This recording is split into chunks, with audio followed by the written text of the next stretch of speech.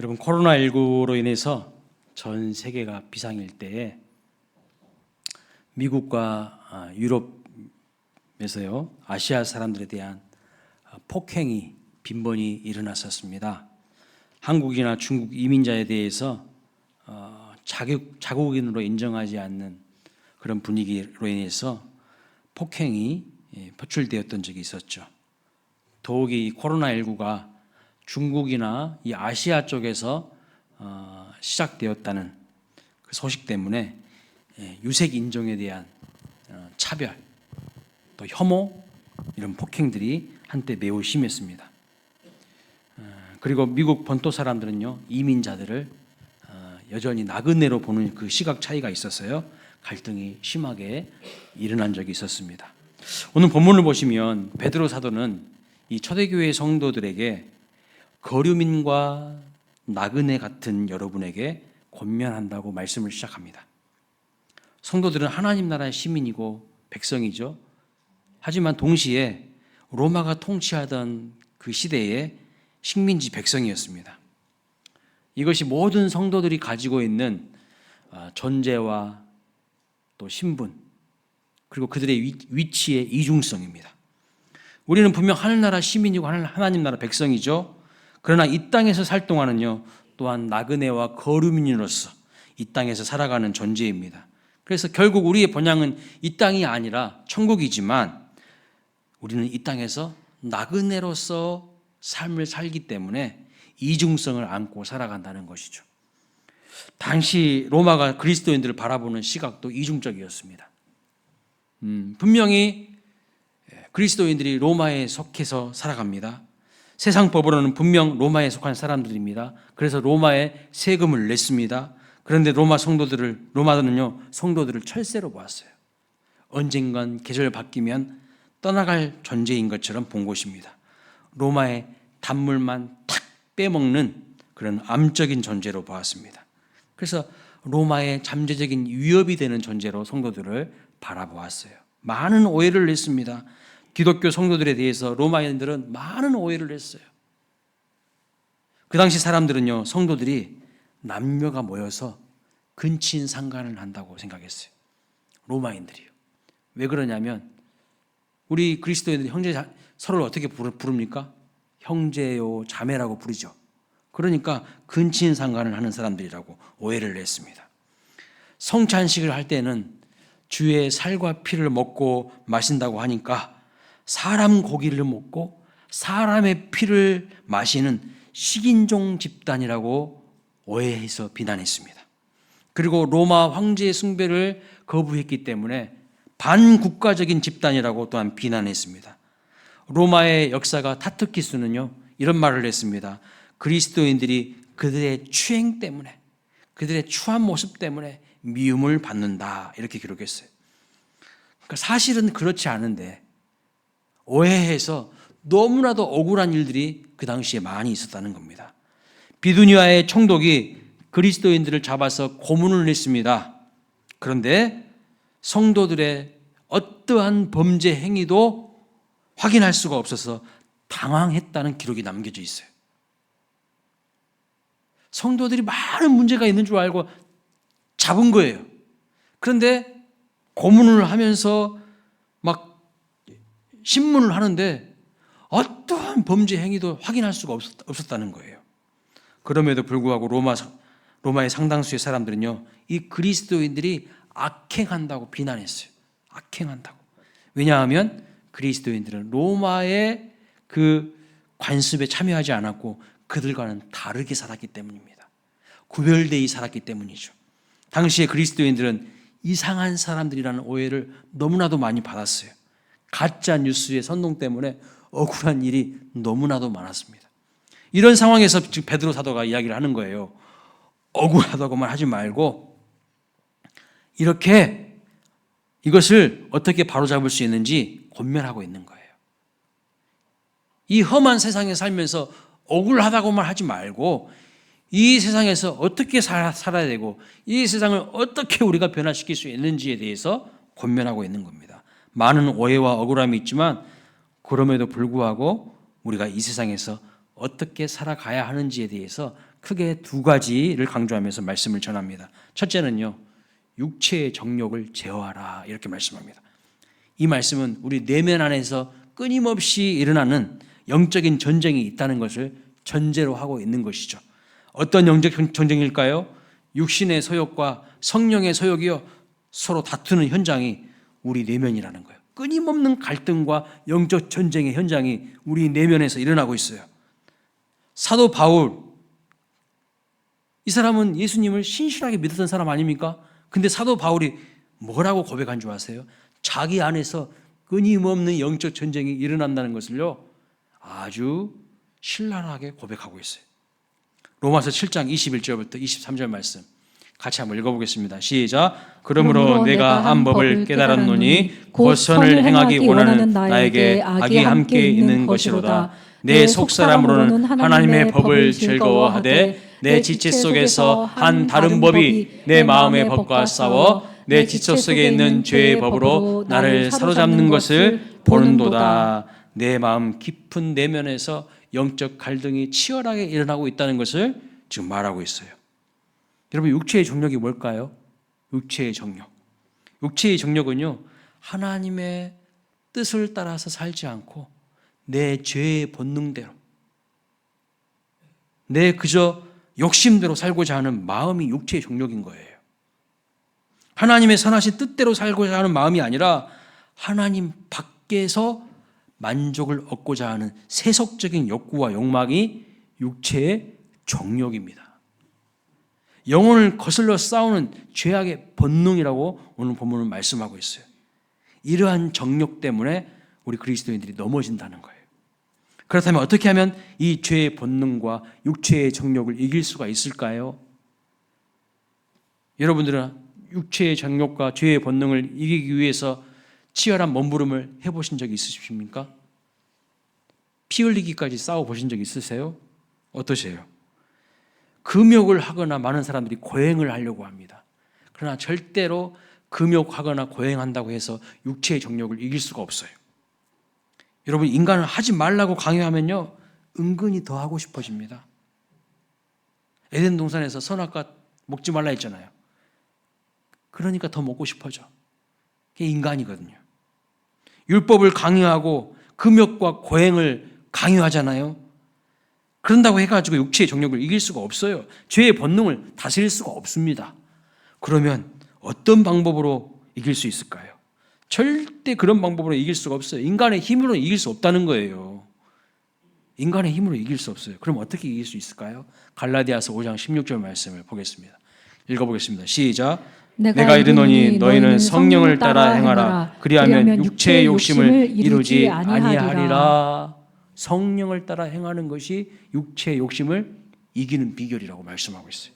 하나님의 은혜로 거듭난 성도들이 왜 육체의 정욕을 이기지 못합니까? 왜 죄의 본능을 이기지 못합니까? 거듭날 때에 하나님께서 우리에게 주신 새로운 본성이 있어요. 그것이 무엇이냐면 성령의 서욕인데 그 성령의 서욕을 따라 살지 않기 때문이에요. 성령 하나님의 다스림과 지배를 거절하고 내 자아 중심으로 내 마음대로 살고 싶은 마음들이 너무 강해요. 여전히 내 자아가 살아있어요. 그렇기 때문에 육체의 욕심을 따라 살면서 죄에 빠져 걸려 넘어진다는 것입니다. 성령의 다스림과 통치를 받으시는 저와 여러분 되시기를 주님의 이름으로 축원합니다. 오늘 우리 삶은 어떻습니까?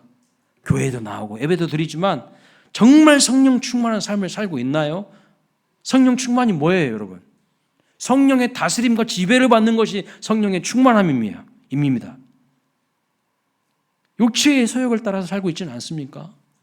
오늘날 세상 사람들에게 비춰진 그리스도인들의 모습이 뭔지 아세요? 코로나19를 지나면서 조사를 했어요. 기독교인들에 대한 세상 사람들의 이미지, 천주교인들에 대한 이미지, 불교인들에 대한 이미지 조사를 했어요. 근데 어떻게 나온 줄 아세요? 혹시 그림 나옵니까? 안 나온가 보네. 아까 제가 일부 예배 끝나고 올렸는데 이렇게 나와요. 매우 이기적이다. 사기꾼 같다.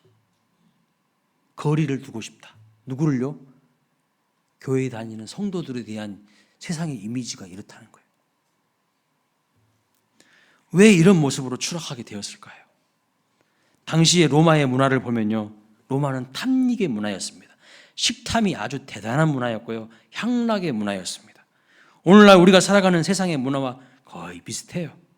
우리가 세상 사람들이 추구하는 게 뭐예요? 쾌락이잖아요.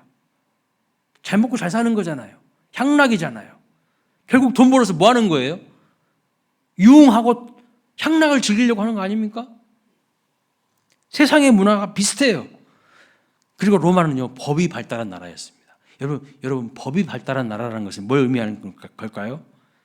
그만큼 인간들의 죄악이 만연했던 나라라는 거예요. 왜 법이 발달하겠어요? 죄악들이 가득 만연했기 때문에 그 죄를 다루기 위해서 법이 필요한 거예요. 그런 사회에서 그리스도인들이 육체의 정욕을 제어하며 성령을 따라서 거룩한 삶을 살아갈 때에 세상 사람들이요, 성도들을 바라보는 눈이 달라지는 거예요. 로마 사람들은요, 성적으로 아주 문란한 사람들이었습니다. 말도 하지 못할 정도로 문란한 사람들이었어요. 그러면서요, 성도들을 오해하여 가지고 근친상간한다고 손가락질하고 비난하고 혐오했던 것입니다.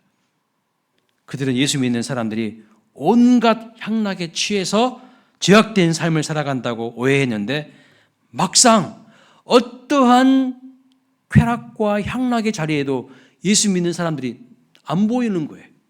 나타나지 않는 거예요. 거룩한 삶, 육체의 정욕을 제어하면서 성령을 따라가는 그리스도인들을 바라보면서 그들은 이제 점점 생각이 바뀌게 되었어요. 아, 우리가 오해했었구나. 우리가 잘못하고 알고 있었다는 것을 깨닫게 되었다는 겁니다. 여러분, 우리가 이 땅을 살아갈 때에 여러 가지 많은 오해를 받을 수가 있어요. 그러나 오해를 받을 때에 문제를 풀어가는 방식이 뭘까요, 여러분? 똑같이 멱살 잡아야 될까요? 똑같이 욕설을 퍼붓는 방법으로는요, 세상을 절대 변화시킬 수 없습니다. 세상이 우리를 힘들게 할지라도 우리는 그리스도인담을 삶을 살아야 될 줄로 믿습니다. 우리의 언어와 행실에서 구별된 모습이 있어야 세상을 변화시킬 수가 있습니다. 두 번째는요, 선한 행실을 하라고 말씀하고 있어요. 육체의 정욕을 제어하는 것이 우리 개개인의 내면의 변화, 내면을 다루는 문제라면 선한 행실을 하라는 것은 외적으로 다른 사람을 위한 사랑을 적극적으로 실천하라는 말씀입니다. 예수님을 믿는다고 하면서 교회를 다닌다고 하면서요, 매사의 행실이 이상해요. 나빠요. 그러면 어떻게 될까요? 다른 사람의 눈살을 찌푸리게 한다면 그것은 바른 신앙을 가진 사람이라고 할 수가 없죠. 우리 교회 신앙생활 잘 하시는 집사님이 계시는데요, 그분의 허락을 받아서 이야기를 합니다. 그분이 저한테 먼저 이야기해 주셨어요. 이분은 주일날 교회에 나오시는데요, 식구들은 교회를 나오지 않습니다. 그런데 집사님이 주일 예배 드리기 위해서 아침에 일찍 나오시는데, 그렇게 하기 위해서 새벽에 일찍 일어나서 가족들 밥을 다 챙긴다는 겁니다. 밥을 새벽부터 일어나서 챙겨주고 나오십니다. 가정 살림도 아주 잘하셔요. 그런데 이번에 이분이 이제 권사님으로 임직을 받게 되었다고 이야기를 남편분에게 하니까 남편분이 뭐라고 이야기를 했을까요? 어떻게 반응하셨을까요? 이렇게 이야기했답니다. 권사님 되는 게 당연하지. 아직도 안 되었었냐고. 아직도 안 되었었냐고 이야기를 했다고 합니다. 여러분, 한번 생각해 보세요. 만약 가정에서 행실이 온전하지 못했다면, 살림도 대충하고 가족들 챙기는 것도 엉터리로 했다면 어떻게 반응했을까요? 네가 무슨 권사야? 교회가 망했어. 저런 사람을 권사로 세운다고. 그러지 않겠습니까? 그런데 이분은 신앙생활을 하면서 비록 가족들은 아직 교회를 나오고 있지 않지만 가정에서도 성실하게 생활한 거예요. 내가 교회 다니고 예배 드린다고 하면서 가정에서 개판치고 직장에서 맨날 손가락질이나 받고 그러면요, 절대로 세상을 변화시킬 수 없어요.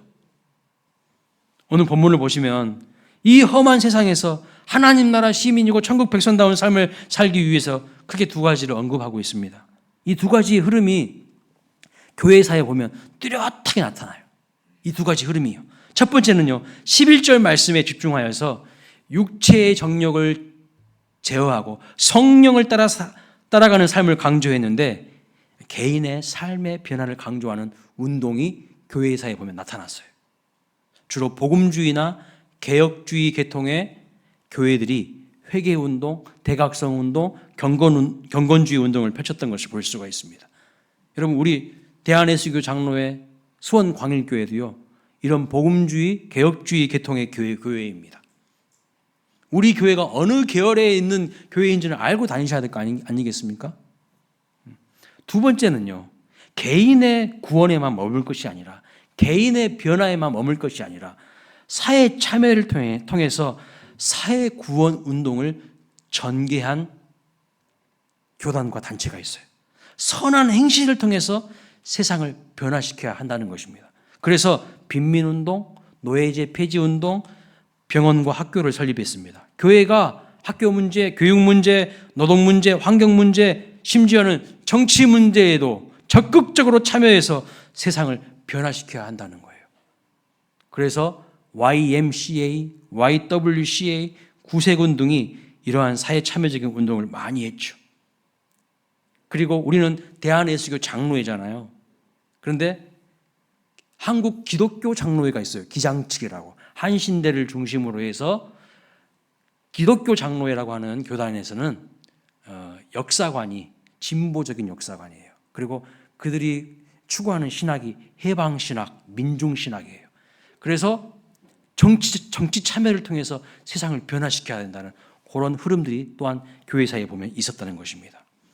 영국의 국회의원이었던 윌리엄 윌버퍼스, 여러분 한 번 이상씩 들어보셨을 겁니다. 윌리엄 윌버퍼스, 이 사람 신실한 크리스찬이었거든요. 근데 이분이 영국 국회에서 무슨 운동을 했냐면 노예제 폐지 운동을 했습니다. 전개했습니다. 노예제를 폐지하는 것이 하나님의 뜻이라는 거예요. 그래서 세상을 바꿔야 한다는 겁니다. 미국에서는요, 흑인 인권 운동을 펼쳤던 분이 있어요. 여러분 잘 아시는 마틴 루터킹 목사님. 사진 띄워줘 보세요. 마틴 루터킹 목사님. 목사이자 신학자이자 시민 인권 운동가로서 이 세상에 불합리하고 반성경적인 모든 제도를 뜯어 고쳐야 된다고 주장했습니다. 이분의 유명한 연설이 있지 않습니까? I have a dream. 나에게는 꿈이 있습니다. 그 연설이 아주 유명한데 그 꿈은 흑인 인권 운동을 펼쳐서 세상의 차별을 없애야 된다는 거예요. 백인이나 흑인이나 하나님 앞에서 다 동등하다는 거예요. 왜 흑인이 차별받아야 되냐는 것이죠. 나의 자녀들이 피부색으로 평가받지 않고 인격으로 평가받게 되는 날이 오기를 간절히 소망하는 그 꿈을 가지고 운동을 펼쳤던 것을 볼 수가 있습니다. 이 땅에 죄악된 많은 문제들을 선한 행실을 통해서 바로잡고 사회를 개혁시키고 변화시켜야 된다는 거예요. 그러니까 이런 흐름이 또 한 가지 교회사에 보면 나타났다는 것입니다. 그런데 여러분, 교회의 역사를 이렇게 공부하다 보면 안타까운 것이 있어요. 아쉬운 것이 있어요. 그것이 무엇인 줄 아십니까? 어느 한쪽이 다른 한쪽을 비판했다는 거예요. 정죄한다는 겁니다. 첫 번째 불의에 속한 쪽은요, 뭘 강조할까요? 말씀과 기도를 강조하면서 회개와 성령의 역사를 통한 우리의 내면의 변화를 강조하는데, 반면에 사회개혁을 하는 쪽을 늘 비판했어요. 저들은 맨날 사회개혁만 외치지, 누가 잘못했다고 비난만 하고 개혁만 외치지, 자기들의 속사람이 성숙해지고 자기들이 문제가 있다는 것은 이야기하지 않는다는 거예요. 사회 개혁만 외치지 기도를 안 한다는 거예요. 말씀도 안 본다는 거예요. 두 번째, 12절 말씀을 강조하면서 사회 개혁 운동을 하던 사람들은요, 경건 운동에 속한 사람들을 비판합니다. 뭐라고 비판했을까요? 저들은 맨날 말씀 보고 기도만 하지 세상이 어떻게 되든지 세상의 변화에는 관심이 1도 없다고. 그렇게 서로 비난했어요. 여러분, 어느 쪽이 맞다고 생각하십니까? 서로를 잘못되었다고 하는 것이 잘못된 것이죠. 둘 다 하나님의 뜻이에요. 양쪽을 다 비판할 이유가 없습니다. 어느 한쪽만 강조할 이유가 없어요. 하나님은 우리가요, 내 속에 있는 정욕과 싸우기를 원하십니다. 우리가 늘 경건하고 성령 충만한 삶을 살아가기를 원하십니다. 뿐만 아니라 이 세상에서도 선한 이웃으로서 사랑을 실천하고 세상을 바꾸어서 하나님께 영광을 돌리기를 원하시는 것이죠.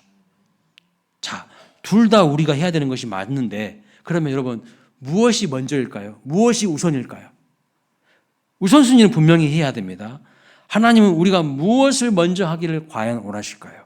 오늘 본문 말씀 보시면 먼저 나오는 명령이 뭐냐면 영혼을 거슬러 싸우는 육체의 정욕을 제어하라. 이것이 먼저 나오는 명령입니다. 이 두 가지 명령은 다음과 같이 설명할 수 있습니다. 첫 번째 명령인 육체의 명령을 제어하라는 것은 내 속에 일어나는 변화입니다. 내 내면에서 일어나는 변화입니다. 그러니까 나의 속 사람을 변화시키라는 거예요. 이게 하나님의 뜻이라는 거예요. 두 번째 명령인 선한 행실을 하고 살라는 것은 내 밖에서 일어나는 세상의 변화를 추구하라는 거예요. 동시에 세상의 변화를 추구하라는 거예요. 여러분 무엇이 먼저일까요? 내 속의 변화가 우선이라는 겁니다. 세상의 악과 싸우기 전에 내 속에 무시무시한 악이 있다는 것을 인정해야 돼요. 여러분 안에 무시무시한 악이 있어요. 하나님의 뜻을 거스르려고 하는 인간의 정욕이 있어요. 내 마음대로 살고 싶고자 하는 그런 마음도 있다니까요. 이 악과 먼저 피 흘리기까지 싸우라는 거예요. 세상을 변화시키는 어떤 행동을 하기 이전에 내 존재와 삶이 먼저 변화돼야 됩니다. doing을 하기 이전에, 뭔가 하기 이전에, 뭔가 행동을 하기 이전에 being, 내 존재가 먼저 달라져야 된다는 거예요.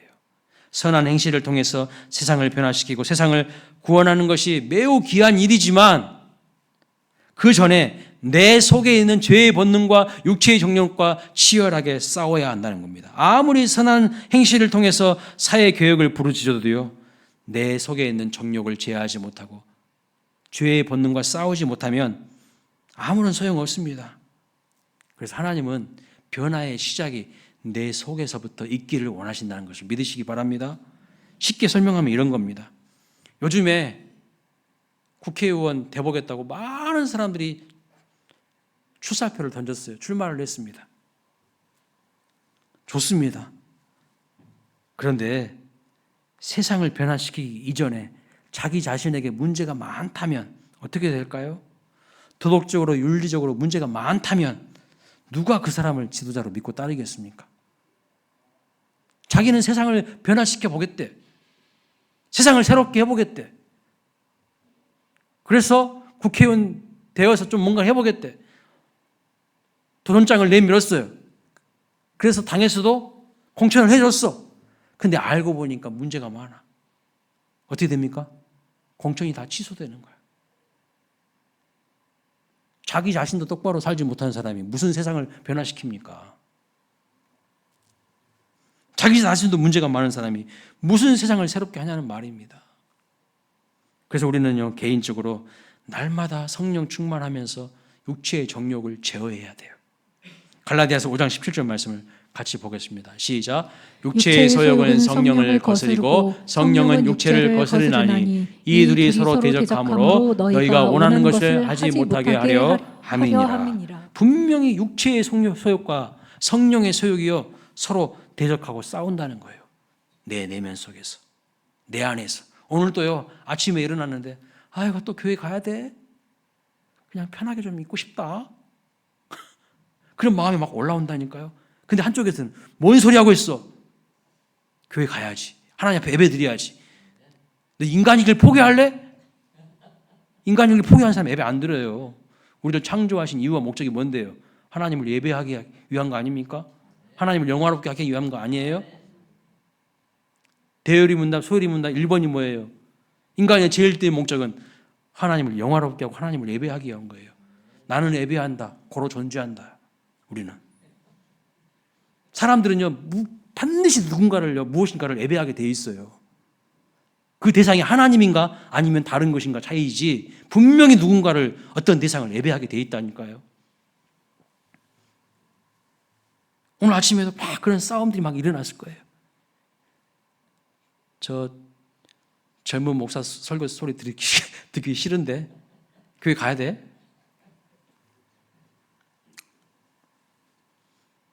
여러분 이 싸움에서 누가 이겨야 됩니까? 성령이 이겨야 돼요. 성령이. 이스라엘 백성들이 출애굽해가지고 가나안 땅에 가지 않습니까? 근데 하나님 뭐라고 하냐면 가나안 원주민들을요 진멸하래요. 그 땅을 정복하라고 말씀하고 있어요. 근데 여러분, 가나안 원주민들과 싸워서 이기기 전에 무엇부터 이겨야 되는 걸까요? 무엇부터? 자기 자신들이 하나님의 말씀에 다스림을 받고 자기 안에 있는 불신과 의심과 싸워서 이겨야 돼요. 자기 자신도 제대로 이기지 못한 사람들이 뭘 해보겠다고 소리를 치고 있는 겁니까? 우리는 가나안 땅에 자리 잡고 있는 저들에 비하면 메뚜기 같다는 그런 낮은 자존감, 열등감과 싸워서 이겨야 한다는 거예요. 근데 가나안 땅 가기도 전부터 마음이 다 위축되어 있잖아요. 내 마음이 먼저 하나님의 성령으로 충만해져야 합니다.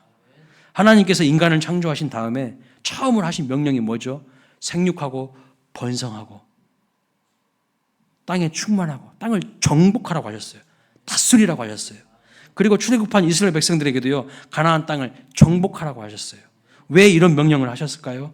그 땅이 우상과 거짓신과 타락한 문화로 물들어져 있기 때문에 하나님은 그 땅에 하나님의 통치가 임하는 하나님 나라를 세우기를 원하셨어요. 그런데 하나님의 사람이 우리가요, 세상을 변화시키고 개혁하기 이전에 내 자신을 먼저 하나님의 말씀으로 정복하지 않는다면, 그저 인간적인 욕심에 의해서 세상을 정복한다면 그 세상은요 하나도 달라지지 않습니다. 하나도 변화되지 않아요. 그래서 우리가 늘 하는 말이 뭡니까? 정치인들 보면서 그놈이 그놈이네. 뭐가 달라집니까? 그저 더 힘세고 이기적인 놈이 약한 놈을 잡아먹는 약육강식의 세상이 되고 만다는 거예요. 내면이 변화되지 않고 죄의 본능을 이기지 못하는 사람이 세상을 다스리면 어떻게 될까요? 끔찍한 일들이 계속해서 벌어지는 겁니다. 고양이에게 생선을 맡기는 격이죠. 항상 내 자신이 먼저 성령 충만하고 하나님의 다스림을 받아서 육체의 소욕을 이기시는 삶이 되시기를 주님의 이름으로 축원합니다. 이것이 먼저입니다. 갈라디아서 5장 16절 말씀을 꼭 기억하세요. 가능하면 암송하세요. 육체의 욕심을 이기는 비결은 내 힘이 아니라는 거예요. 내 힘으로 이길 수 없어요. 내가 고행을 하고 금욕을 한다고 해가지고 이길 수 있는 문제가 아니에요. 성령을 따라서 행하는 거예요. 자기 힘으로 이길 수 없다는 것을 빨리 인정하고 성령의 다스림을 사모하고 성령을 따라서 순종하시기를 바랍니다. 그런데 여러분, 여기서 끝이 아니라는 거예요. 이 험한 세상에서 승리하는 삶을 살려면, 이 세상을 변화시키는 삶을 살려면 여기서 끝이 아니라는 거예요. 12절에 분명히 뭐라고 말씀하죠? 악행하고 비방하는 자들이 우리의 선한 행실을 통하여서 하나님께 영광을 돌리게 하라고 명령하고 계시는 것을 볼 수 있습니다. 여러분, 세상 사람들이요, 언제 성도들에게 박수를 치고 칭찬을 합니까? 언제요? 우리가 성령 충만해서 죄를 끓고 술을 끊어버리고 새로운 삶을 살면 우리 하나님은 막 기뻐하시고 박수 치시고 우리 하나님은 막 춤을 추실 거예요. 너무 기뻐하실 거예요. 그런데 세상 친구들이 여러분이 술을 끊었다고 박수를 치던가요? 경건하고 거룩하게 산다고 박수를 치던가요? 아니요. 미쳤다고 하지 않겠습니까? 교회 다니더니 드디어 미쳤다고. 에? 여러분이 제자 훈련하고 말씀 묵상하고 기도한다고 해서 안 믿던 가족들이 막 박수를 치던가요? 아닐 겁니다. 그런 거 뭐 하려고 하냐고 그럴 겁니다. 뭘 피곤하게 그런 거 뭐 하려고 하냐고. 돈이 나오냐 밥이 나오냐 그럴 겁니다. 왜 그럴까요? 진정한 가치를 모르기 때문이에요. 하나님이 왜 우리를 지으셨는지 모르기 때문이에요. 분명 내가 먼저 변화돼야 됩니다. 내 속에 일어나는 변화가 너무나도 중요합니다. 하지만 그렇다고 세상 사람들은요, 감동받지 않아요. 이해도 못해요. 우리가 경건하게 살고 거룩하게 살고 교회를 중심으로 살고 하는 것 이해도 못해요. 그런데 오늘 말씀을 보시면 어떻게 하면 세상 사람들이 감동을 받고 박수를 친다고 말씀하고 있습니까? 우리를 비방하던 자들도 어떻게 하면 하나님께 영광을 돌리게 된다고 말씀합니까? 선한 행실을 통해서라고 말씀하고 있어요. 선한 행실을 통해서. 선한 행실을 보면요, 박수를 친대요. 따라서 우리는요, 개인의 경건에만 머무는 삶이 아니라 선한 행실을 실천하는 삶이 균형과 조화를 이루어야 합니다. 여러분, 초대교회가 어떻게 부흥하게 되었을까요? 초대교회는요, 지금 우리보다 더 어려운 그런 환경 속에서 신앙생활을 했어요. 자주 들으셔서 알겠지만 목숨을 때로는 걸어야 돼요. 예수 믿는다는 이유 때문에 갖은 손해와 핍박을 당했어요. 지난 주일날도 제가 영상을 보여드렸죠. 예수님의 제자들은요, 하나같이 순교했어요. 그만큼 열악한 조건에서 복음을 전하고 삶을 영위했습니다. 그런데 어떻게 초대교회가 부흥하게 되었을까요? 아주 소수의 집단이 예수를 믿었습니다. 마이너였어, 마이너. 근데 이 소수의 집단이 메이저가 돼버리는 거야. 많은 이유를 찾을 수 있겠지만 로드니 스타크라는 사회학자가 초대교회가 부흥한 이유를 밝히는 책을 썼습니다. 기독교의 바르게라는 책이죠. 아마 제가 광일교회 부임하고 그때 코로나19 한참이었으니까 이 책을 여러분에게 읽어보라고 추천도서로 소개한 적이 있어요. 이 로드니 스타크 이분은요, 신학자가 아니에요. 목사님 아닙니다. 사회학자예요. 유명한 사회학자예요. 근데 이분이 아주 객관적으로 초대교회가 부흥하고 성장한 이유를 분석해 놓았어요. 어떻게 기독교가 로마를 정복하게 되었는가? 픽박받던 기독교가 어떻게 로마의 국교가 되었는지 다른 사람이 분석하지 않은 사회학적인 이유를 조사해서 분석을 탁 저 책에다 해놨어요. 그 이유가 뭐냐면요, 초대교회 성도들이 보인 모습이 당시의 세상 사람들과 완전히 달랐다는 거예요. 그 당시에도요, 우리가 경험했던 것처럼 강력한 전염병이 돌았어요. 코로나19 팬데믹 같은 그런 강력한 전염병이 돌았는데 그 당시에 무슨 백신이 있겠어요, 여러분? 우리도 백신이 개발되기 전까지는요, 수많은 사람들이 죽어나갔잖아요. 그 옛날에 무슨 백신이 있었겠냐고요. 그냥 걸리면 다 죽는 거야, 그냥. 엄청난 전염병이, 심각한 전염병이 돌았습니다. 그런데요, 그 상황에서 다른 사람들은 다 전염병에 걸릴까봐 집에서 숨어서 숨지고 있습니다. 그런데 오직 기독교인들은 그 전염병을 두려워하지 않고 세상으로 거리로 나와서 많은 사람들을 돌봐주고 간호해 줬던 거예요. 그 모습을 보면서 하나님을 믿지 않았던 이교도들이, 세상 사람들이 감동을 받기 시작합니다. 그리고 이교도들이 대거 기독교인으로 개종을 하게 돼요. 여러분, 왜 이교도들이 기독교로 대거 개종을 하게 될까요? 기독교인들을 보니까 경건하게 살고 거룩하게 살면서도 세상 사람들을 위해서 자기 목숨을 아끼지 않고 전염병에 걸려도 죽으면 죽으리라는 마음으로 세상 사람들을 돌봐줬다는 거예요. 뭔가 다르다는 거예요. 그래서 왜 기독교인들이 저렇게 행동할 수 있는지에 대해서 조사를 한 거예요. 분석을 해보니까 그것은 그들이 믿는 신앙에 있다는 것을 알았어요. 무슨 신앙일까요? 어떤 믿음일까요? 부활신앙이에요. 우리는 죽어도 다시 산다는 믿음. 전염병 걸려도 다시 살아, 우리는. 이 확실한 믿음이 있었다는 거예요. 오히려 영생한다는 그 신앙이 전염병 따위를 두려워하지 않고, 죽음을 두려워하지 않고 이기게 했다는 것이죠. 그래서 전염병에 걸린 사람들이 다 덜덜덜 떨고 있을 때에 기독교인들은요, 엄청난 사랑과 관심으로 그들을 돌보고 사랑을 실천할 수 있었어요. 그래서 세상 사람들로부터 존경을 받게 되었고 대거 기독교로 다 개종을 하게 됩니다. 소수의 마이너에 불과했던 기독교가 메이저가 돼버리는 거예요. 그리고 로마가 굴복하는 거예요. 이 경건하고 거룩하게 산 성도들, 그리고 세상에서 선한 행실을 하면서 빛의 역할을 감당하는 성도들에게 감동을 받아서 너나 할 것 없이 나도 예수를 믿겠다고, 나도 기독교로 돌아간다고 회개하고 돌아가는 것을 볼 수가 있습니다. 여러분, 말씀을 마칩니다. 우리가 살아가는 험한 세상 어떻게 살아가야 할까요? 여러분의 힘으로 살려고 하지 말라는 것이 오늘 말씀입니다. 자기 힘으로 살지 말라는 거예요. 여러분, 우리 각자에게 무슨 힘이 있습니까? 아무 힘 없어요. 나에게 힘을 주시고 은혜를 주시고 생명력을 주시는 그 성령 하나님을 힘있게 의지함으로 승리하는 인생이 되시기를 축원합니다. 하나님과 깊이 연결되셔서 육체의 정욕을 제어하고 성령 하나님을 따라서 행하시기를 바랍니다. 그리고 선한 행실을 통하여서 우리를 비방하는 사람들도 결국엔 우리 편이 되어서 하나님께 영광을 돌리게 하시는 삶을 살아가시기를 주님의 이름으로 축원합니다. 다 함께 자리에서 일어나